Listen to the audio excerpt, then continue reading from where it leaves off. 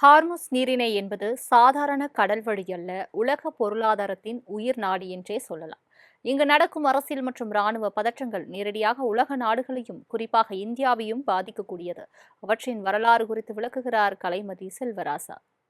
Hormuz ஜலசந்தி என்றால் என்ன என்று கேள்வி எழுப்பிய நாட்கள் போய், அமெரிக்கா ஈரான் போர் எப்போ நிறுத்துவாங்க, அந்த நீரிணை எப்போ திறப்பாங்க, நம்ம வீட்டில் கேஸ் பிரச்சனை, ஆட்டோ பிரச்சனை எப்போ தீரும் என்று அக்கம் பக்கத்தில் இருக்கிற பாமர மக்கள் கூட பேச ஆரம்பிச்சிருக்காங்க.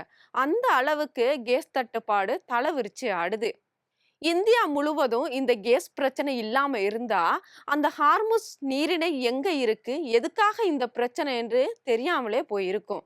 இப்படி பிரச்சனை ஏற்படுத்தும் ஹார்முஸ் நீரிணையோட வரலாற்றை தான் இப்ப நம்ம பார்க்க போறோம். ஈரான் மற்றும் ஓமன் ஆகிய நாடுகளின் கட்டுப்பாட்டில் உள்ள ஹார்முஸ் ஜலசந்தி நீரிணை பாரசீக வளைகுடாவையும் ஓமன் வளைகுடாவையும் இணைக்கும் ஒரு முக்கியமான குறுகிய வழிப்பாதையாக இருக்கு.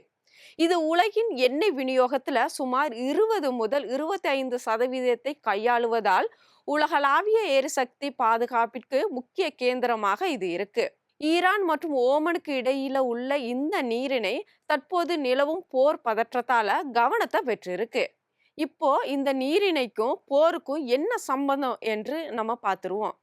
ஈரான் மற்றும் மேற்கிந்திய நாடுகளுக்கு இடையிலான மோதல்கள் சுமார் 45 ஆண்டுகளுக்கு மேலாக நீடிச்சிட்டு வருது. 1980களில் நடந்த ஈரான் ஈராக் போரின் போது இரு நாடுகளும் மாறி மாறி டேங்கர் வார் என்ற பெயர்ல கப்பல்கள் மீது தாக்குதல் நடத்துச்சு. இதனால போக்குவரத்து ரொம்ப முடங்கிருச்சு.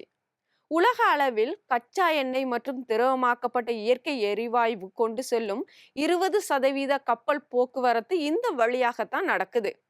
பொருளாதார வணிகத்துல ஆசிய நாடுகளுக்கு எண்ணெய் கொண்டு செல்லும் முக்கிய வழித்தடமாக இந்த ஹார்முஸ் நீரிணை இருக்கு. இந்த நிலையில தான் கடந்த பிப்ரவரி 28 அமெரிக்கா மற்றும் இஸ்ரேல் இணைந்து ஈரான் மீது அணுசக்தி மற்றும் இராணுவ தடங்களை குறிவச்சு தாக்குதல் நடத்தியது. அதில் 1989 ஆண்டு முதல் நாட்டை வழிநடத்தி வந்த ஈரானிய உச்ச தலைவர் அதுல்யா அலி காமேனி கொல்லப்பட்டார். இதற்கு பதிலடி கொடுக்கும் நோக்கில் ஈரான் இராணுவம் குவைத், சவுதி அரேபியா, கத்தார் உள்ளிட்ட நாடுகளில் உள்ள அமெரிக்க இராணுவ தளங்களை தாக்கியது. அதே சமயம் இஸ்ரேல் மற்றும் அமெரிக்க கூட்டு படைகள் ஈரானையும் தாக்கியச்சு. மாறி மாறி நடத்தப்பட்ட இந்த தாக்குதல் காரணமா ஈரான்ல மட்டும் 3375 பேரும், லெபனான், ஈராக், இஸ்ரேல் மற்றும் அமெரிக்கால 5000க்கும் மேற்பட்டவங்க உயிரிழந்திருக்காங்க. இதனால பொதுமக்கள் அச்சத்தில் இருக்கும் இந்த சூழல்ல தான் உலகளாவிய எரிசக்தி பாதையான ஹார்முஸ் நீரிணை வழியாக கப்பல்கள் செல்லக்கூடாது என ஈரான் எச்சரிக்கை விடுத்துச்சு. இதனால நூற்றுக்கணக்கான எண்ணெய் கப்பல்கள் கடல் பரப்புலையே நிறுத்தப்பட்டுச்சு. இதனால உலக கச்சா எண்ணெய் விநியோகம் ஆசிய நாடுகள் மட்டுமின்றி எரிபொருள் தேவைக்காக வளைகுடா நாடுகளை நம்பியிருக்கும் ஆப்பிரிக்கா, ஐரோப்பிய நாடுகளும் பாதிக்கப்பட்டுச்சு. பல்வேறு நாடுகள்ல பெட்ரோல், டீசல் விலை தாறுமாறா உயர்ந்துச்சு. கேஸ் தட்டுப்பாடு மக்களை பாடாப்படுத்திட்டு வருது. இதுலயும் அண்டை நாடான பாகிஸ்தான் எரிபொருள் விலைய 200 மடங்கு அதிகரிச்சதோட இலங்கையில 25% கட்டணத்தை உயர்த்தியதால அங்க இருக்க மக்கள் கடுமையா பாதிக்கப்பட்டிருக்காங்க. இதுலயும் குறிப்பா இலங்கை, இந்தியாவில பெரும் தாக்கத்தை உருவாக்கிய கேஸ் தட்டுப்பாட்டால சிறு முதல் பெரிய உணவகங்கள் எல்லாமே மூடப்பட்டுச்சு.